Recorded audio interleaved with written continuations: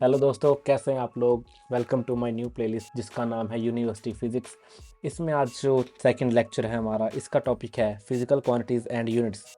तो बात कर लेते हैं फिज़िकल क्वांटिटी के बारे में।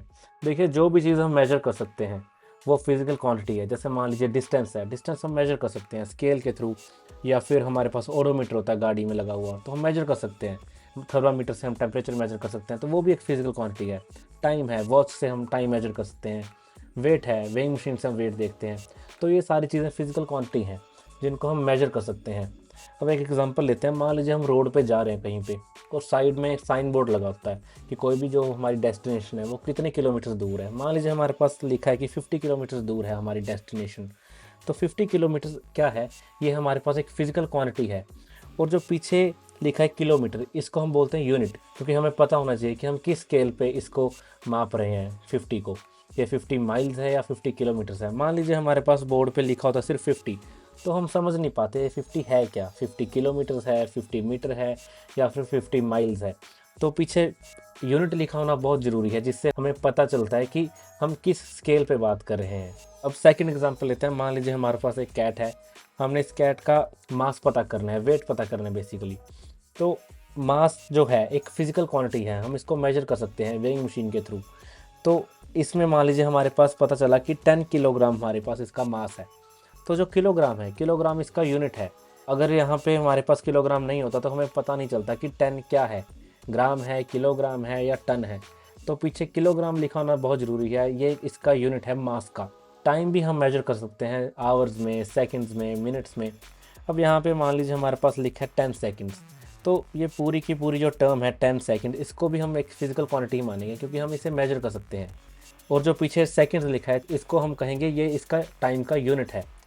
अब प्रॉब्लम ये आ गई कि डिस्टेंस को हम काफ़ी चीज़ों में माप सकते हैं। जैसे कि मान लीजिए मीटर हो गया, फीट हो गया, माइल्स, किलोमीटर्स।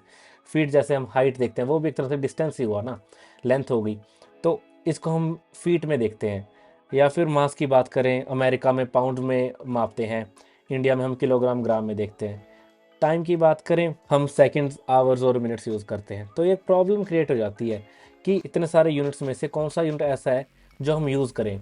तो क्या हुआ, इंटरनेशनली साइंटिस्ट ने एक मीटिंग बिठाई, और उसमें उन्होंने डिसाइड किया कि हम सिर्फ 3 इनमें से यूनिट लेंगे जो बेसिक यूनिट्स में हम मानेंगे। और वो 3 यूनिट होंगे हमारे मीटर, किलोग्राम और सेकंड।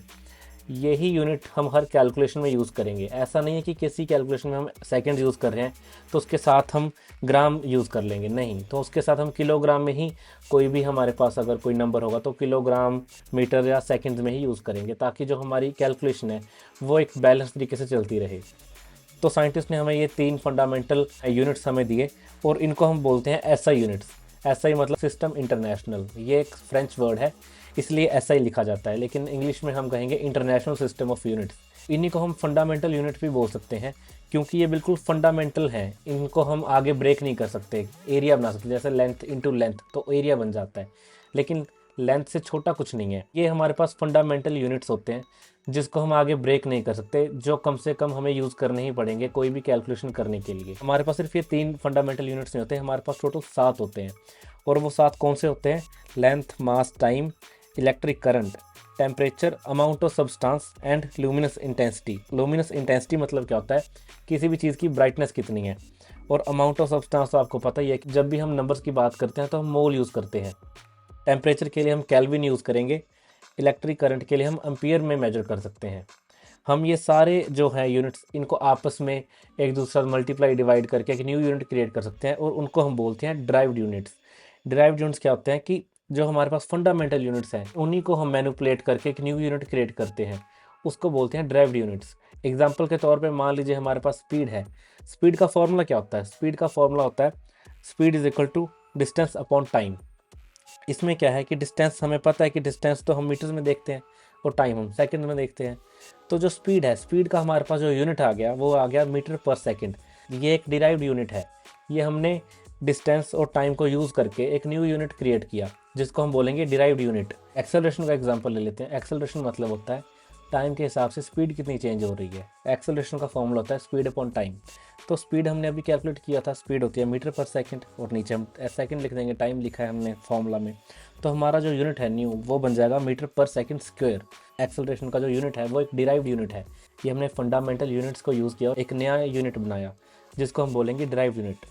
एक और एग्जांपल करते हैं। मान लीजिए काइनेटिक एनर्जी है। काइनेटिक एनर्जी का जो फॉर्मूला है वो होता है half M V square. M का मतलब मास, वी का मतलब वेलोसिटी। मास हमने अभी डिस्कस किया था कि मास को हम किलोग्राम में मेजर करेंगे और जो वेलोसिटी है वो होती है मीटर पर सेकंड।